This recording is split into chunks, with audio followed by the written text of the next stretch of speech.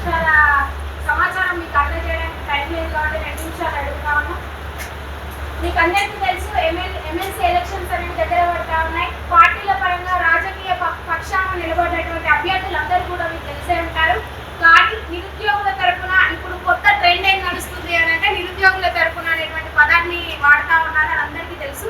Independent గా నిలబడేటువంటి వ్యక్తులు 2 ఉన్నారు. అన్న కూడా ఒకరు, అందులో పక్కా జడ్సన్ అన్న పేరు. ఈ యొక్క పేరు ఎంతమందికి తెలుసు, ఎంతమందికి తెలియదు అనేది మీకే తెలుసు. కానీ ఇక్కడ మీరు ప్రశ్నించుకోవాలి, మన అసలు జడ్సన్ అన్నకి ఎందుకు ఓటేయాలి, ఆయన ఎవరు అనేది మీ ప్రశ్న అయితే మీ యూట్యూబ్లో కావచ్చు, మీ గూగుల్ కావచ్చు, మీకు తెలిసినటువంటి సమాచారంలో ఎంతో అంతవరకు మీరు సెర్చ్ చేయండి, మీకు చాలా తెలుస్తాయి. గతంలో పాలనలో ఉన్నటువంటి టీఆర్ఎస్ ప్రభుత్వం పైన దాదాపు 179 అంటే 180 కేసులు పెట్టి వాళ్ళ అవినీతిని బయట పెట్టినటువంటి ఏకైక వ్యక్తి. ఈ రోజు అధికారంలో ఉన్నటువంటి కాంగ్రెస్ పార్టీలో దాదాపు 30 సంవత్సరాలు పనిచేసి జీవో నెంబర్ 46 కావచ్చు, జీవో నెంబర్ 317 కావచ్చు, జెన్కో విద్యార్థుల ఉద్యమం కావచ్చు, వీళ్ళందరి తరఫున పోరాడి కాంగ్రెస్ పార్టీని ప్రశ్నించినందుకు అందులో నుంచి సస్పెండ్ అయినటువంటి వ్యక్తి, రాజకీయాలలోకి ఇప్పుడే అరంగేట్రం చేస్తున్నటువంటి వ్యక్తి అయితే కాదు. మనల్ని అడ్డు పెట్టుకొని అందులో నుంచి మన కోసం పోరాడి బయటకు వచ్చినటువంటి వ్యక్తి. ఇక్కడ గమనించాల్సింది ఏంటంటే గ్రూప్ 2 ఉద్యమం ఏదైతే ఉస్మానియా యూనివర్సిటీలో మొదలైంది, అందులో నేను కూడా ఉన్నా, మాది ఉస్మానియా యూనివర్సిటీనే.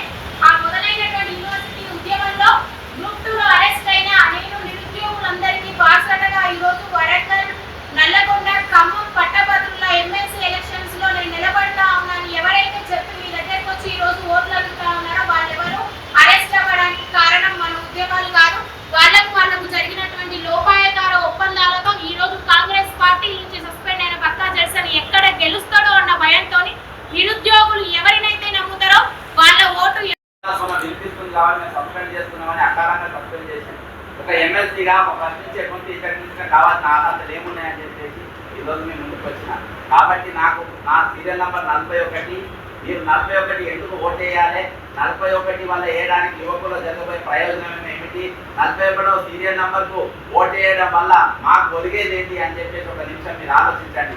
దానికోసం మీరు తెలుసుకోవాలంటే గూగుల్లో పక్క చేసిన కాళేశ్వరం అని కానీ, పక్క చేసిన టీఎస్పీఎస్ని కానీ, పక్క చేసిన 46 జీవో అని కానీ, మీరు పక్క చేసిన కాళేశ్వరం అని కానీ, ఈ అంశం మీద మీరు చూసినా కానీ ఆ అంశంలో మీరు సాటిస్ఫై అయితేనే నాకు ఓటేయండి.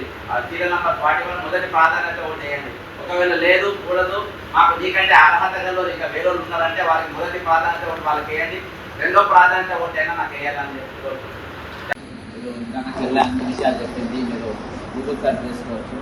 జిఎస్పిఎస్ కానీ 46 కానీ 317 కానీ దాదాపు 180 కేసులు ప్రభుత్వం మీద వేయడం జరిగింది.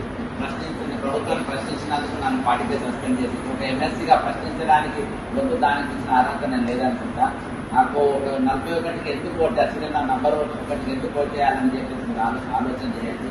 ఒకవేళ మీరు మొదటి ప్రాధాన్యత వేయలేము, మీకంటే దగ్గర వేరే ఉన్నారు అని అనుకుంటే మీరు 2వ ప్రాధాన్యత ఓటైనా నాకు వేయాలని చెప్పేసి కోరుకుంటున్నాను. Thank you all.